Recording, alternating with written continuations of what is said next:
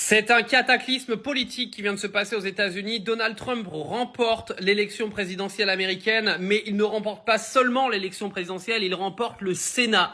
Et c'est-à-dire que là, Donald Trump, contrairement à son dernier mandat, aura les mains libres pour quasiment l'intégralité de ses décisions. À l'heure où je vous parle, Donald Trump a donc remporté les élections présidentielles suite à la victoire en Pennsylvanie qui lui donne le minimum des 270 grands électeurs dont il avait besoin pour remporter l'élection présidentielle.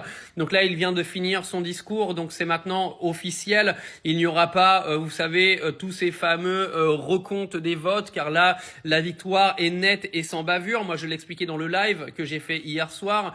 Si nous avions eu un résultat très serré, j'aurais clairement eu peur d'une manipulation des votes en faveur de Kamala Harris, mais là, la victoire est telle qu'il ne peut même pas y avoir de suspense sur un recompte des votes. Là, on voit bien, la carte est clairement rouge. Kamala Harris vient de manger une défaite cinglante. Alors, les points qui vont nous intéresser, nous, en tant que Français, aujourd'hui, il y en a trois.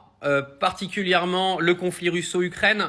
Donald Trump tiendra-t-il sa promesse de faire asseoir Volodymyr Zelensky à la table de Vladimir Poutine pour des négociations et qu'on mette fin à cette mascarade de tous ces milliards qui sont envoyés en Ukraine dans le vide?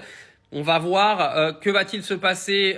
Donald Trump va-t-il réussir à faire des négociations entre Israël et donc le Hamas pour qu'il y ait une libération des otages israéliens et pourquoi pas une indépendance de l'État palestinien et qu'on puisse arriver à un moment s'arrêter dans ce conflit.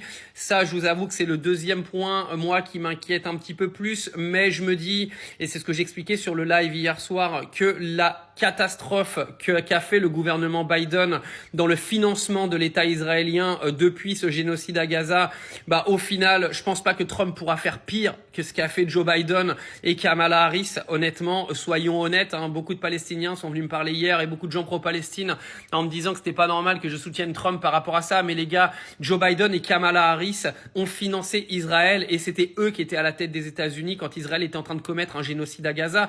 Donc je pense qu'il faut pas que vous paniquiez là-dessus. Je pense que la situation, elle ne pourra pas être pire de toute manière. Donc on verra ce qui se passera.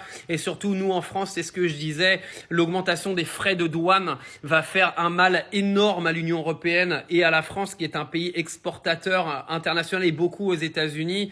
Je pense que Trump est une très mauvaise nouvelle pour Emmanuel Macron et pour la France au point de vue économique. Alors déjà que au niveau point de vue économique, la France était quand même vraiment dans le néant. Je pense que l'élection de Donald Trump va faire que d'enterrer le pays.